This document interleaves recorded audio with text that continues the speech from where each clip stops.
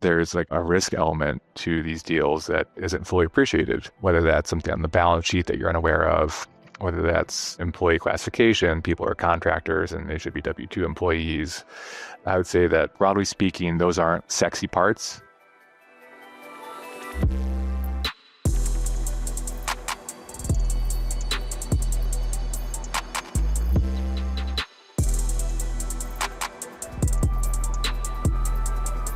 Search Party is sponsored by Boulay, Kilpatrick Townsend and Stockton, and Oberly Risk Strategies. The lead sponsor is NCL Partners.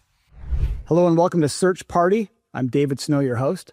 And today we're joined by Cory Prott, the CEO of HRtoGo, Burton Francis, a partner at ETA Partners, and Dustin Sellers, a general partner at NCL Partners.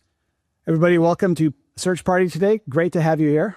Today, we're going to be learning about the ETA journey of Cory Prott. We're going to be learning about what HRtoGo is. But we want to learn first about sort of how Cory found his way to the ETA life and sort of learn about what the challenges are of running his business.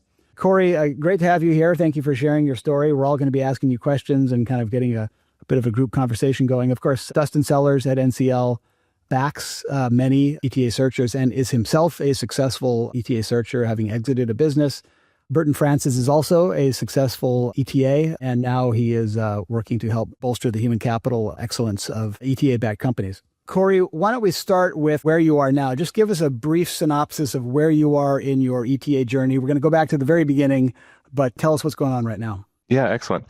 We are in the operating phase. So I'm the CEO at HRtoGo. We do HR, payroll, and benefits for SMBs, primarily employers with fewer than 150 employees. We're based in Sacramento, California. I acquired in May of 2024, so just over 2 years now. Well, Cory, choosing to be an entrepreneur through acquisition is not always the most intuitive choice for most people. Maybe they would rather go into private equity investment banking or some different route, but you are now running a lower middle market company. Tell us where you got the entrepreneurial itch, I guess. Were your parents entrepreneurs? Like, how did that come together? They were. You nailed it, David. Both my parents were entrepreneurs. My mother ran a small electrical supply distributor that my great-grandfather had started back in St. Louis. And my father was a woodworker. They also did kind of architectural restoration. Think about things like fireplace mantles or doors or windows on older homes that might be painted over a dozen times over the last 100 years. He'd kind of strip that off and restore it to its previous glory. Well, what did you observe around the house or at the dinner table that sort of indicated that you were in a household that had chosen an entrepreneurial path? My grandparents both worked in the business my mom ran. And so I grew up going to that business. I had a room at my mom's office that in retrospect was a supply closet that had like a small futon in it. But that's where I went every day after school. And so the people at her company were Aunt Laura and Uncle Larry. That's the kind of relationship that I had with her employees. It was a really small, tightly knit group. Very low turnover, 10 employees over the course of the decades that she ran the business. So not much churn. I think that for me, seeing the responsibility that she had for her employees was really appealing, how she was kind of the fulcrum of the whole operation and that everyone looked to her to make things happen. I think that my grandfather had kind of instilled a ethos of, as the leader of the company and the owner, it's your responsibility to provide for the team. If the year is lean, then okay, your bonus is short, the team gets paid. Focusing on kind of how you have a responsibility broader than yourself was really appealing to me. Many of the entrepreneurs that we back have been exposed to the SME market through family members as a kind of a leading indicator of awareness of the realities of it, right? Because I think a lot of folks get introduced to ETA notionally and really get excited about it. Cory went to a storeroom every day after school. I worked in my parents' shop in the back and did my homework using colored pencils from the art department. There is that connection and awareness that kind of gets embedded in the subconscious. And Burton, I know enough about your background that you too were raised in a home led by an entrepreneur. Can you relate to Cory's experience of kind of hearing the shop talk at home? Oh, for sure. I think people that understand the way small businesses work from an intimate kind of dinner table perspective It's something that we look for in the executives that we place into ETA-backed companies, especially when they're coming in without an immediate deep understanding of the search fund ecosystem. What we're looking for is that lower middle market scrappiness is what we kind of call it. No project is beneath me, no ask is beneath me type of a mentality. And that's hard to find on a resume, but there are certain indications and experience with family-owned businesses, small business background. That's something that we look for very specifically. I regularly ask my searchers, do you understand the term royal we? Do you understand who the royal we are? You get it. It's an inside joke, but it's not. Ben Godsey, my ex-business partner from ProService, and I used to always joke, who's running this place? Oh, the royal we. That's Ben and I. There's nobody behind us. It's just the royal we, us. Cory, I see that you have a master's degree in accounting. So your path to your current position runs through that educational achievement. What were you thinking when you went to get a master's degree in accounting? And was it that you were going to go buy a business, or did you have a different path in mind? It was a much different path. And I would say at that point in time, there wasn't a ton of forethought and deep career planning going into it. I started college in 2006. And when it was time for me to start thinking about internships and jobs, the financial crisis was in full swing. Prior to that point, I thought to myself, I could move into finance and maybe be a stock picker one day. Well, at that point in time, that seemed like a terrible idea. But okay, well, who still has jobs and who's needed? Accountants. Accountants don't go away. Okay, great. Let me start here. And it was a fantastic decision for me. So I graduated with a master's degree in accounting and joined a regional public accounting firm in their audit practice. Did that for 3 years post-grad.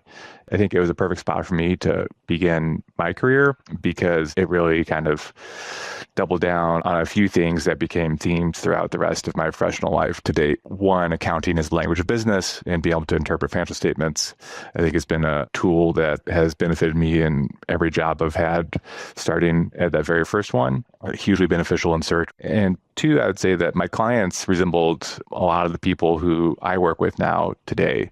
Small businesses, these weren't public companies that needed audit. I'd get in there, work for a few weeks, and move on to the next engagement. I got a chance to see a lot of different industries, a lot of different companies. Along that time, I started to see HR as an area of underinvestment for many companies. And so that kind of fed into my later thesis looking at companies like HRtoGo. That seems like a pretty good foundation for the ETA path, right? You not only have in the home developing or seeing sort of EQ at work, right? You're seeing how your CEO mother or CEO father is working with their employees and working with the team. Plus, you now have a more technical training as an accountant, which is, as Cory says, the language of business. That seems like a pretty good combo, right, Dustin? Yeah, I mean, I think it's what we like to say is we want people that are smart enough, but not so smart that they miss the point of what they're actually solving for. So often people come with a really strong M&A background or private equity background, and we're a big fan of heavy diligence, but you can over diligence, right? You can miss the fundamentals. Core accounting, cost accounting, and managerial accounting, basic understanding of cash flow and P&Ls and balance sheets.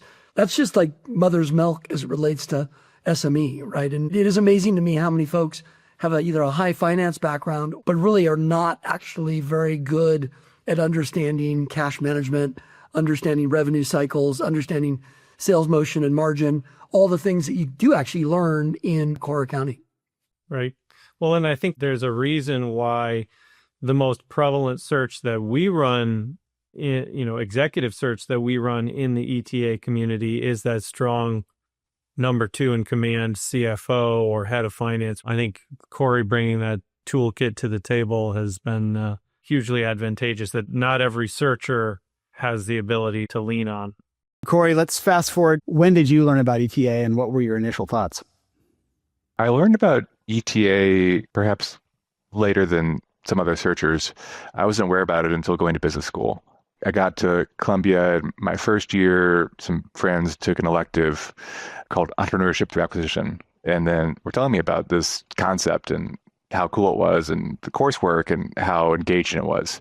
And I was like, oh, that's pretty cool. Like, that sounds like a neat idea. Like, I'll try to take that if I have time. Not like, oh, this is not my future. Fast forward to the last semester of business school, and I have my post-grad job lined up and summer of travel lined up as most MBA grads do when they're entering professional services. I decided to take this course finally, and literally it was life-changing. I took the class with my then girlfriend, now wife, sitting next to me. And after the first class, she was like, this sounds like something that you would really be into. She had met my parents at that point. She knew the world I came from. And I think to date, I had worked in large companies as a cog in the machine and had kind of started to feel like maybe I wanted to have a greater role in driving my own outcomes. I felt like I had latent talent that maybe wasn't being fully tapped in the corporate environments that I was existing in. So from that moment on, it really stuck with me. So in business school, you found your career path and you found your spouse? That's correct. What a great experience. He's a really good searcher. We're going to see what the terminal value is on the wife, but at least on the business, he's doing really well. Bert, I got a question for you as it relates to Cory's story there. One of the things that Cory said was it was life-changing. It spoke to me. It was like a religious moment, right? Are you seeing the same thing that Anthony and I are seeing, which is a lot of folks coming to search and seeing it more a little bit like an alternative versus that kind of core religious moment? Because that was how it spoke to me. Like it was, I got to go do this. There's no choice. I feel like we're seeing a lot of folks, we're getting introduced to this at business school and going, well, I didn't get the job at BCG, or I didn't get the job at Goldman, or I didn't get the job. And so I can still make 180 grand a year and maybe I'll go buy a business. Your thoughts on that? Yeah, for sure. And what's interesting has been our ability to be in the periphery of the ETA community over the last 6 or 7 years. Something that we found interesting is the number of individuals that are familiar with ETA when we're doing a search for an ETA-backed company. So we're going out to the broader market, understanding if people are going to be interested in joining this ETA-backed business, and watching that number skyrocket over the last several years of people that know what ETA is about. I think what that tells us is that people are getting exposed to this much more regularly. Going back a decade, people had to really dig and find ETA. Now it's something that a lot of people at a lot of different business schools are familiar with. And I think what that is showing is that people are choosing it when it isn't necessarily a lifelong burning itch that they've had to scratch. It's something that they're seeing as a really interesting alternative to a lot of other more mainstream career paths. So not to say that's necessarily good or bad for their candidacy, but people coming into the ETA world for multiple reasons now, as opposed to, hey, this is my lifelong passion to run my own business. Cory, what year was it when you started your search? I started my search in 2021. So at that point, ETA had been around and there were a number of models perhaps that you could have pursued. What did you contemplate as being the right model for you? And then what did you ultimately land on? Yes. So I came into it perhaps from a unique perspective. The adjunct faculty that I learned about ETA from was Tim Bovard, who's the CEO and founder of SFA Search Fund Accelerator. I had a relationship with him that I really valued, and that from the get-go was my preferred method of search. I'd worked in team environments my entire career, and I think I was frankly a little worried about doing a solo search of, traditional sense, me in a room by myself with some interns perhaps. I feel like I thrived best with a team around me. And so I wanted to join an accelerator to have a broader cohort of folks to lean on. I think I've since learned that there's ways to establish that through traditional channel and other ways as well. But I was really focused on the accelerator. I'd love to know how that accelerator differed or what you saw as the value adds that supported that. Yeah, I think just from where I stood, I guess, 5 years ago when I was thinking about this stuff, I wanted to be a more prominent part of the portfolio, I'd say, instead of investors spreading search capital around amongst a number of searchers and being involved in a number of different deals in a given year. I feel like the accelerators were a tighter focus, more of a need to have every deal be successful, and less of the law of large numbers means that, broadly speaking, this will work, and some will fail and some will thrive. I think for me, I was really focused on seeing like a tight cohort of folks that I would have day-to-day touch points with, as well as the people above me inside the program to act as resources. And so when I joined SFA in August of 2021, there were searchers who'd been at it for 2 years at that point. And so getting kind of that institutional knowledge of working and existing in the same office space as them was really invaluable. And I wasn't entirely clear how I could replicate that in other ways. What were your thoughts about the industry or sub-industry that you wanted to target, and what were you looking for? As many aspiring searchers may be, I came in thinking pest control, HVAC, home services, all the classics. I wanted to repair gas station gambling machines. I thought someone has to service these things. At that point, I was living in Atlanta, and every gas station off the highway had some slot machine you could go pull. I'm like, oh, who's taking care of those things? Great group of people to work with, Cory. I think. Yeah. I was steered away from that initially. I came in as someone who'd worked in white-collar services for my entire career, and so I didn't really have an industry of focus from the get-go, David. Some of my peers in my cohort, one guy was an aerospace engineer at Boeing, and he was focused exclusively on aerospace and defense. Another woman was a mechanical engineer who worked in the chemicals industry, and she focused a lot on chemicals adjacent industries, and now she runs a blending operation. I didn't have that. And so it took me some iterating throughout my search to kind of find the area that I ended up with the most traction. Cory, did they take your entire cap table, or did they syndicate some portion of that to other LPs? Yeah, so traditionally it's the entire cap table. In my instance, we have a co-investment from Endurance. So you started your search as a generalist, essentially. Did you get any pushback on that? Because I know some people believe that, oh boy, you really need to have a focus or you don't have a competitive advantage.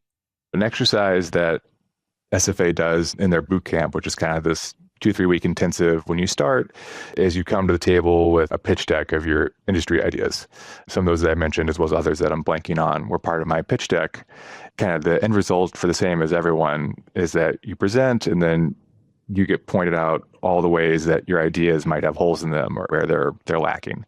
I think some people at that point double down on their initial ideas and try to shore up any gaps and then charge forward on those. And I was like, okay, yeah, you're right. Those are bad ideas. I'm going to focus elsewhere.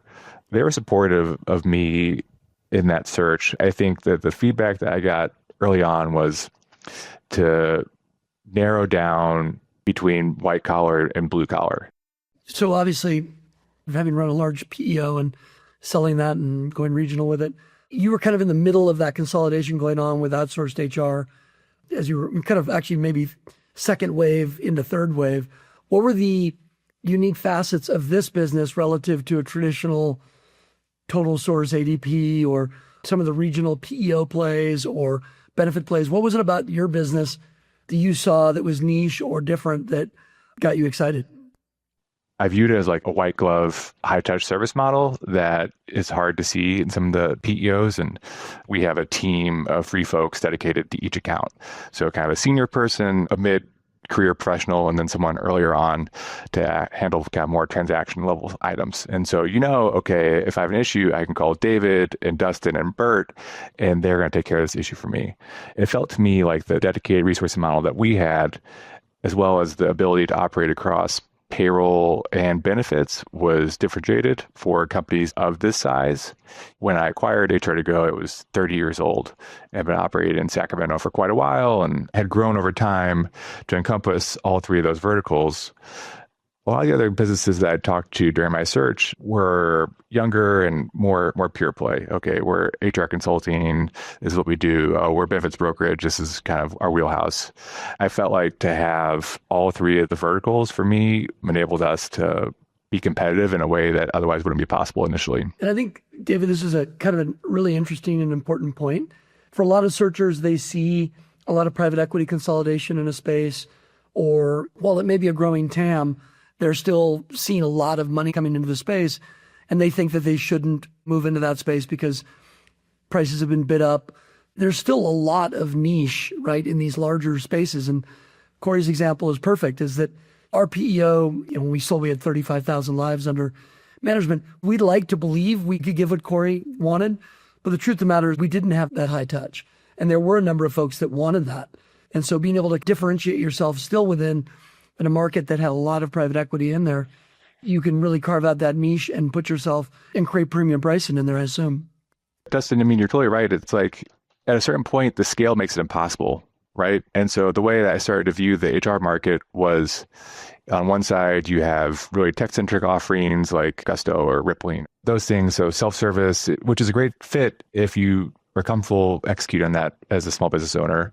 At the other end of it, you have big box PEO solutions and ADP and Paychecks, which is probably going to have some benefit and potentially a lower cost than I do. We exist in that middle spot where if you really value that personal touch, that's how we can help you. Are you predominantly regional? You also play kind of in a regional?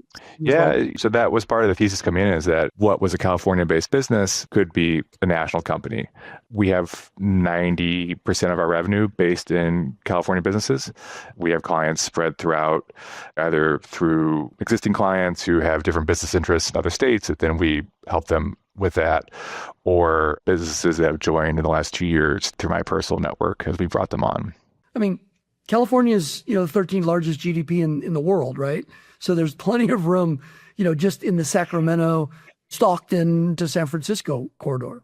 If only I focus this business on a 2-hour radius from Sacramento, it could still be an outcome beyond my wildest dreams. So it's like the market here is immense. Excellent. So tell us how you found HRtoGo and how you convinced the owner to sell it to you. I found HRtoGo through a cold email campaign. I had been looking at, I think I'd scraped LinkedIn for anything related to HR outsourcing, and then kind of filtered based on the number of employees that company had. Was firing off a lot of emails, got a response from the owner that was a little cheeky, he would later admit. He's like, my business partner and I have run this company for 30 years, and we're each pulling out X dollars a month. Businesses like this trade for, given valuation range, you better be able to make a credible offer. And so I responded to him just honestly, hey, great to meet you. It sounds like you built a great business over the last 30 years. If what you say actually is true, then I believe I could make a credible offer. Would love to chat more and tell you about myself and what I bring to the table. Something along those lines. And he accepted that meeting, I think, out of curiosity more than anything. What do you think it was about the email that you sent to him that caused him to respond? Because I think these guys are getting emails blasted to them all day long, right? I think that the process for email outreach is always changing. I was trying to customize as much as I could, which 5 years ago was like novel and new, and now is like table stakes. I led with, as a CPA and former auditor, I worked at businesses that resemble your clients. And these are the things I saw. In-house HR being managed by an office manager who's in over their head, or someone in the C-suite who has better things to do than focus on onboarding and employee leaves. That was my very first message. That established credibility in a way that resonated with those sellers. Well, okay, this guy, he's a CPA, outsourced services, accounting, HR, kind of adjacent, like he gets it. And from there, I had a lot of great conversations. When you were conducting due diligence on HRtoGo, what were you looking for? What did you believe to be the most important fields of information? That's a great question. I think I was really focused on org structure and having kind of the right reporting lines in place from the get-go, to where it didn't mean that I would have 15 direct reports on day one.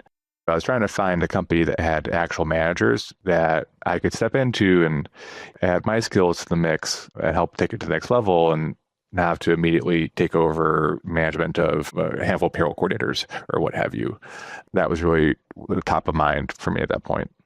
Cory, it sounds like you knew yourself going into this investment, and that partly informed your due diligence. You wanted to find a team that could absorb you and your skills, and you didn't imagine yourself as being able to do everything all the time.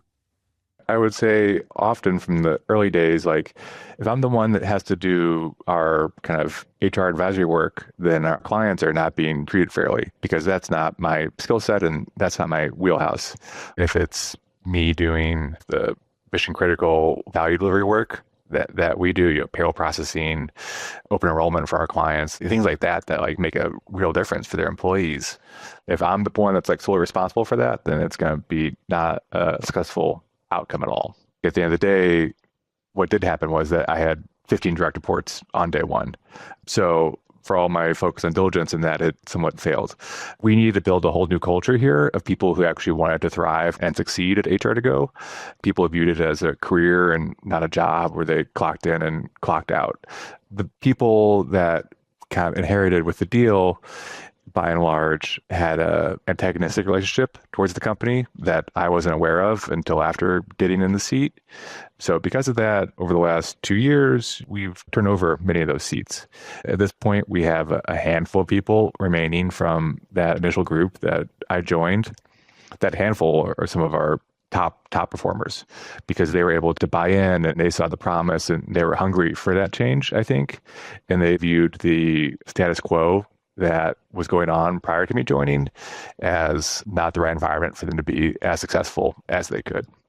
A lot of these have been lifestyle businesses, and there just hasn't been a need for investor-ready executive leadership in a lot of these lifestyle businesses that weren't driving for the growth that a lot of these ETA theses are driving for. It's very hard to change culture that's been there for 15, in your case, 30 years. We had the exact same issue. You'd like to believe that the majority of people are going to see the opportunity and see the vision that you do, but the reality is they're not. And so you're left with a short list of folks that are great. I think that that's a really good takeaway for searchers is that, Cory, you did a whole bunch of diligence there. You really got comfortable with, you had this great team. And the reality is what they thought was a 6-minute mile was a 10-minute mile. We knew what a 6-minute mile really felt like. They were like, wow, I'm running a 9-minute and 15-second mile now. And like, it's still a 9-minute mile. It's a million miles away from a 6-minute mile. That gap is very real, and it can really slow down and help and have you miss your mark if you don't have a Burt and you don't have folks like that are helping you find people fairly quickly and change out those critical roles that are, relative to your CRO or others. So, Cory, what was your thesis for HRtoGo, your thesis for the business going forward, and what changes or improvements did you see as being critical to getting there? The compliance burden of operating a business in California is astounding, and it changes daily. And so it's really tough for businesses to operate here without the right partner to make sure that they're on the right side of all relevant labor law. I viewed that as the core to the growth story here. And I also viewed HRtoGo as something that was applicable to many search-backed businesses. A lot of my peers enter into companies that haven't always professionalized things the way they should, haven't focused on things like compliance and HR in the past. I thought and continue to think that there's a robust market for HR support inside the search space.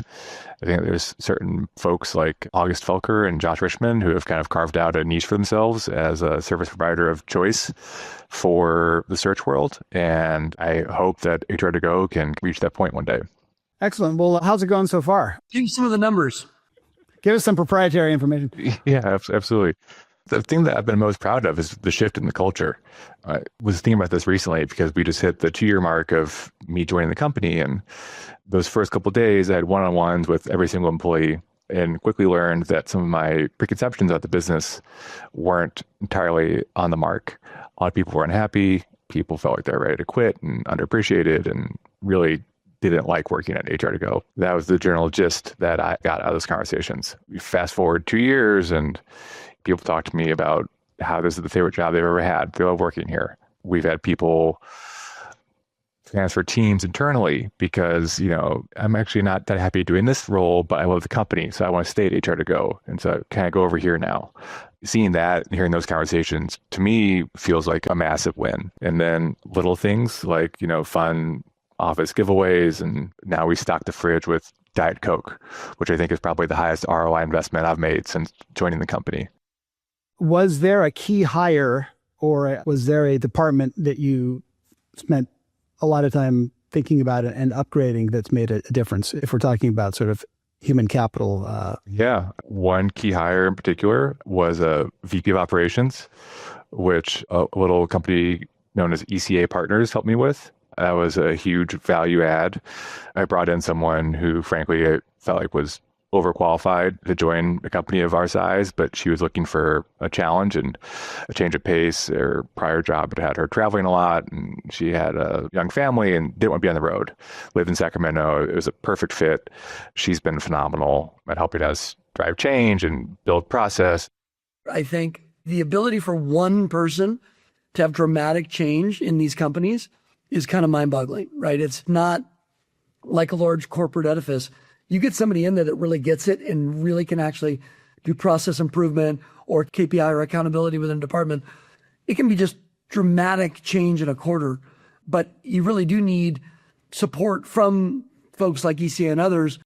We've never had a client say they've moved too quickly on kicking off a search and making a placement. So we typically structure our search engagement around that critical list of must-have capability for the team. We got just a couple more minutes, so maybe a final question for you, Cory, which is, when you are approached by aspirational ETA searchers and they ask you, what's your advice? Should I do this? How should I do this? What do you typically say?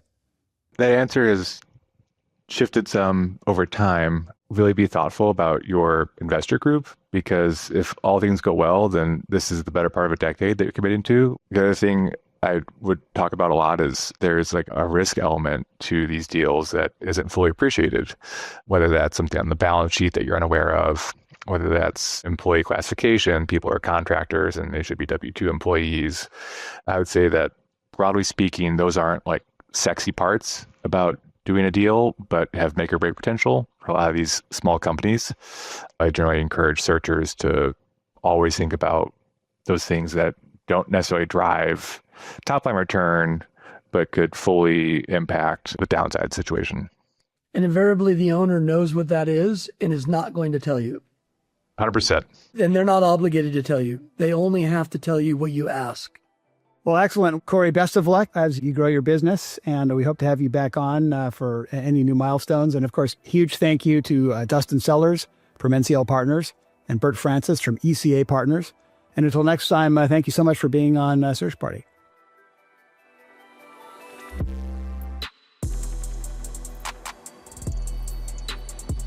Search Party is sponsored by Boulay, Kilpatrick, Townsend and Stockton, and Oberly Risk Strategies. The lead sponsor is NCL Partners.